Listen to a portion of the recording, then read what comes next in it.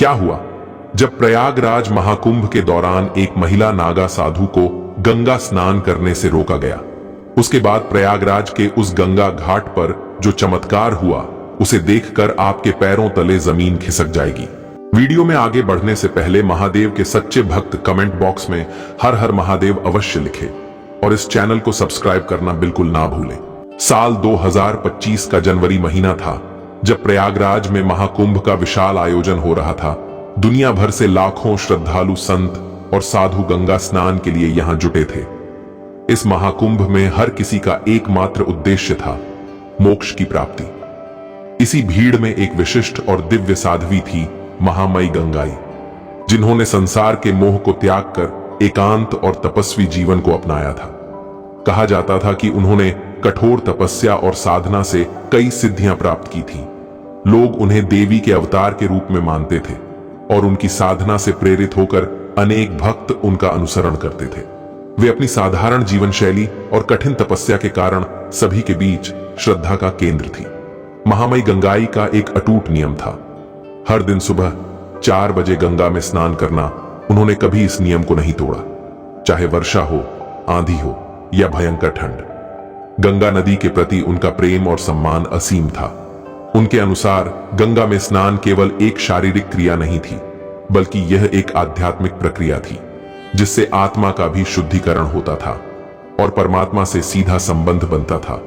जब उन्होंने महाकुंभ में जाने का निश्चय किया, तो उन्होंने पहले ही निर्णय ले लिया था कि वे वहां कुछ महीने रहेंगी, साधना करेंगी और गंगा के पवित्र तट पर ध्यान लगाएंगी।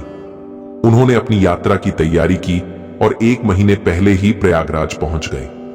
पहली सुबह जब वे प्रयागराज के गंगा घाट पर पहुंची, तो माहौल अद्भुत था। महाकुंभ की धूमधाम के बीच भी गंगा का शांत प्रवाह और वातावरण में व्याप्त आध्यात्मिकता ने सभी को मंत्रमुग्ध कर रखा था। सुबह के करीब 4 बजे थे, जब महामयी गंगाई स्नान करने के लिए घाट पर पहुंची। ठंडी हवा चल रही थी और घाट लगभग खाली था। उन्होंने सोचा कि यह समय उनके दैनिक स्नान के लिए सर्वोत्तम है। जब वे अपने वस्त्र उतारकर गंगा में प्रवेश करने वाली थीं, तभी वहां पर सफाई के कार्य में लगे नगर निगम के कुछ अधिकारी उन्हें रोकने के लिए आगे आए। उन्होंने कहा, मां, इस समय गंगा की सफाई का काम चल रहा है, अभी आप स्नान नहीं कर सकती। हमारे नियम के अनुसार यह समय सफाई के लिए निर्धारित है। महामयी गंगाई ने शांत स्वर में कहा, गंगा मां सबकी है और यह मेरा नित्य नियम है कि मैं सुबह 4 बजे गंगा में स्नान करती हूं। मुझे स्नान करने दीजिए। मेरे स्नान से आपकी सफाई प्रक्रिया बाधित नहीं होगी। लेकिन अधिकारी उनकी बातों पर ध्यान दिए बिना बोले, नहीं, यह संभव नहीं है। आपको थोड़ा इंतजार करना होगा, दिन भर का समय है, बाद में आकर स्नान कर लीजिए। अभी हम आपको अनुमति नहीं दे सकते। महामयी गंगाई धैर्य से बोली, यह मेरा नियम है और मैं इसे आज भी नहीं तोड़ सकती। मैं गंगा की शरण में आई हूं और यह मेरा अधिकार है कि मैं इसमें स्नान करूं। यह सुनकर अधिकारियों में एक अधिकारी गुस्से में आ गया और बोला, तुम्हारी जिद की वजह से हमें परेशानी हो रही है। यहां अभी कोई स्नान नहीं कर रहा है। आखिर क्यों तुम्हें इसी समय स्नान करना जरूरी है? क्या तुम में इतनी शक्ति है कि इस ठंड में गंगा के ठंडे पानी में नहा सको? तुम्हारे अंदर कुछ भी विशेष नहीं है? व्यर्थ की बातें बनाना बंद करो और यहां से जाओ। महामयी गंगाई अब भी शांत रही। उनका चेहरा बिल्कुल धैर्य से भरा हुआ था। उन्होंने बिना किसी प्रतिक्रिया के गंगा तट पर एक चट्टान पर बैठकर ध्यान लगाने का निश्चय किया। उन्होंने अपनी आंखें बंद की और साधना में लीन हो गई। अधिकारी और सफाई कर्मी यह सोचकर संतुष्ट हो गए कि अब कोई समस्या नहीं होगी।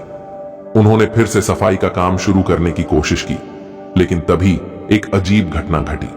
सफाई की सारी मशीनें जो गंगा से कचरा निकालने के लिए लगाई गई थीं, अचानक काम करना बंद कर दिया।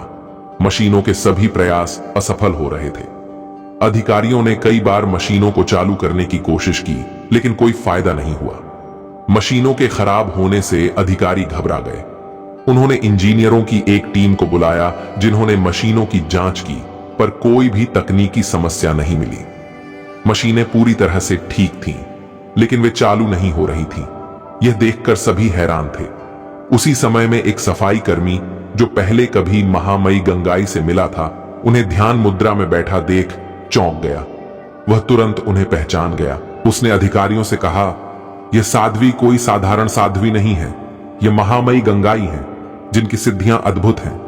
जब मैं छोटा था तो एक गंभीर बीमारी से ग्रसित हो गया था, तब इन्हीं के आशीर्वाद से मैं ठीक हुआ था। हमें इनसे माफी मांगनी चाहिए, क्योंकि उनका अपमान करने के कारण ही मशीनें काम नहीं कर रही हैं। यह सुनकर अधिकारी हक्के बक्के रह गए। उन्होंने समझ लिया कि उनका व्यवहार गलत था। वे सभी महामयी गंगाई के पास गए और उनके चरणों में गिरकर माफी मांगी। उन्होंने कहा, मां, हमसे बहुत बड़ी भूल हो गई है। हमें समझ नहीं आया कि आप कौन हैं। हमसे गलती हो गई कि हमने आपको गंगा में स्नान करने से रोका। कृपया हमें क्षमा करें।